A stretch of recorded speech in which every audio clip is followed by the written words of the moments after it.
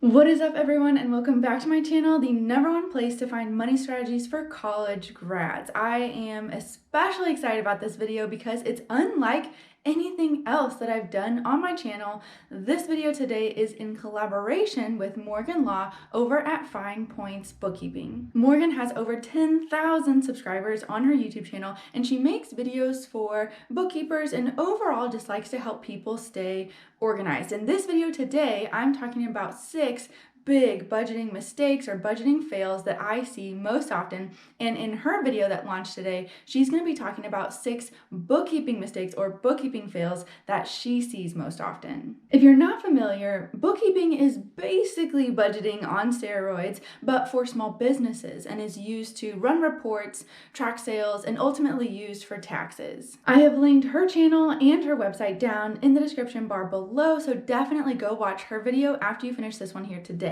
Let's start with the #1 reason why budgets fail, and it is this: there is no incentive, there is no fun, there is no progress being made, or if there is progress being made, you don't see it, you don't feel it. Well, bam! Budgeting just got fun, y'all. I have 5 of my very own money charts to help you visually see the debt paid off, the money saved, and it really does make seeing your progress a lot more fun. There's something so strangely satisfying about coloring in these little squares to visually see your progress, and it's engaging and it's motivating, and you just have to try this for yourself. It really does make a difference when you can visually see your progress playing out. The best part is that these are 100% free. You can download them right now in the link in the description bar below, and they just turned out so incredibly gorgeous. I told my designer I want my clients to have something that when they get done paying something off, when they pay off their car or save for a vacation, they can actually take this and frame it. They can put it on their fridge, they can put it on their wall as a reminder of how hard they worked and how far they've come in their finances and disciplining themselves to really follow through and reach their goals. She absolutely killed it. I love that my clients can have this really fun keepsake to look back on and remember the hard work and effort that they put in. And I've gotten a lot of good feedback from these as well from people that have already downloaded those. So they are 100% free, no strings attached. Download my money charts today in the description bar below. But guys, seriously, these are so motivating. You will be blown away at how much you love filling in these charts each and every month. Mistake #2 that I see constantly is that people will copy paste one month's budget to the next. And I'm here to tell you today, this will not work. You cannot take just a cookie cutter budget and apply it to each and every month. You will get super frustrated doing that. What you need to do is create a brand new budget each and every month, especially when it comes to variable expenses. Here's a great example for you. A lot of people don't realize this, but May is the second most expensive month out of the year. And I think we all know what the most expensive month is. If you simply copy over April's budget to May, you're gonna be forgetting things like graduation and graduation gifts, Mother's Day, Memorial Weekend expenses, wedding showers, planning out a summer vacation and saving for a summer vacation, signing up for summer camps and other summer-related activities, weddings. There's literally so much that happens in May, and it's really freaking expensive. If you simply copy over April's budget, you're gonna be super frustrated, and people go into debt all the time in May because they don't think about these month-specific expenses. Mistake #3 is budgeting the same income that you have coming in that month, meaning as the money comes in, it's going right back out the door in expenses. If you have a variable income or an irregular income, this one is especially for you. Let me explain. Usually this looks like people sitting down at the beginning of the month trying to plan out their expenses, but their income is irregular and they don't know exactly what they're going to get paid that month. So it makes budgeting very, very frustrating for them.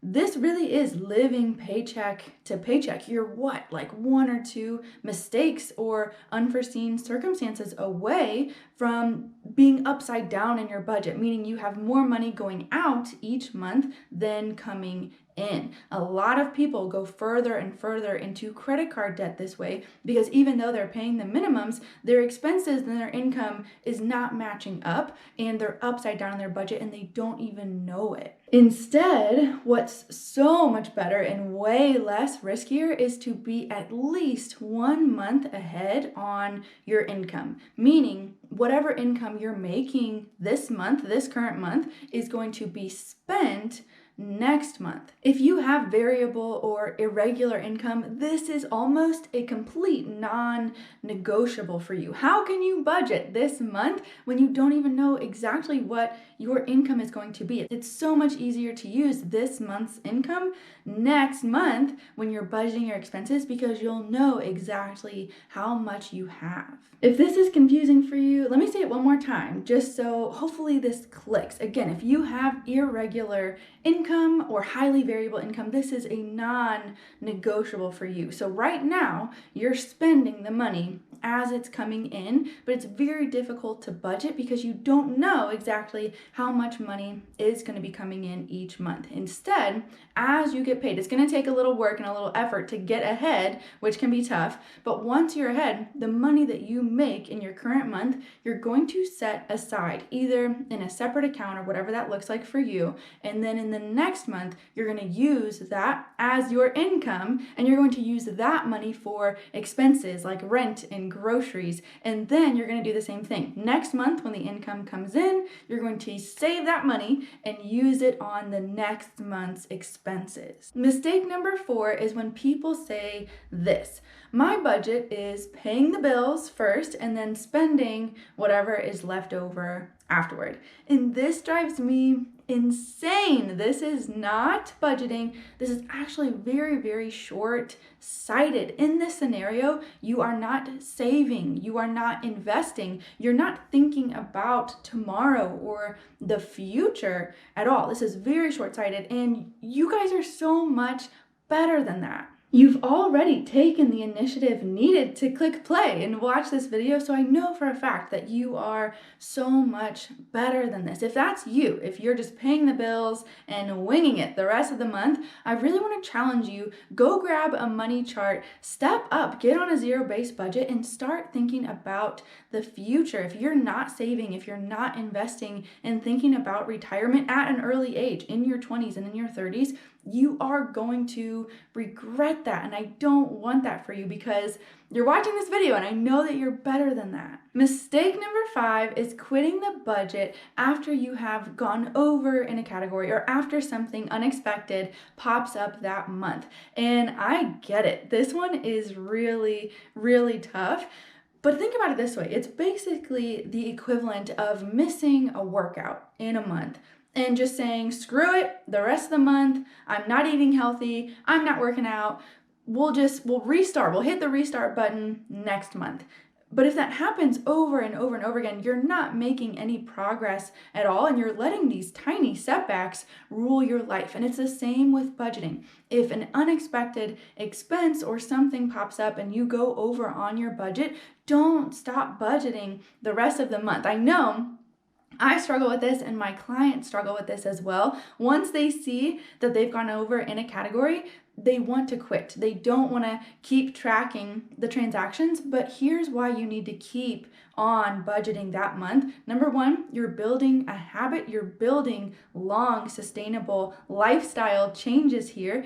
And when you have accurate numbers and accurate data to work with, you can make the tweaks and the adjustments necessary for the next month. I know all too well the defeating feeling when you know that you're already over budget in multiple categories and you're only 3 or 3.5 weeks into the month. I know how sucky that feels, but trust me guys, you want to keep going. You don't fail if you keep budgeting. You either win, you can troubleshoot, you can find different ways to make back that money, or you learn and you can make the adjustment for the next month. And finally, mistake number 6 is only budgeting at the month's end. When you only look at your budget one time a month at the end of the month, it acts as a report card. It's pass or fail.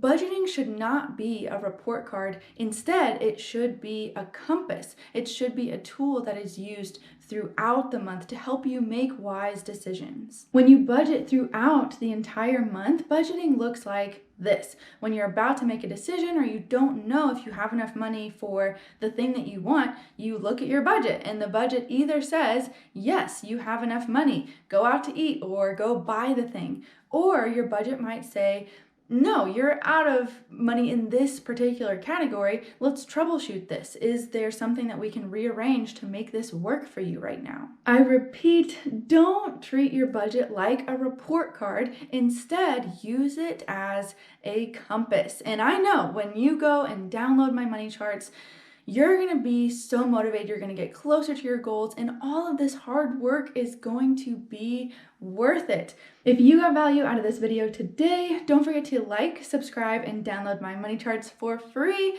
When you use them, tag me on Instagram at Financial Coach Jess so I can cheer you on. I'll see you in the next one. Bye, guys.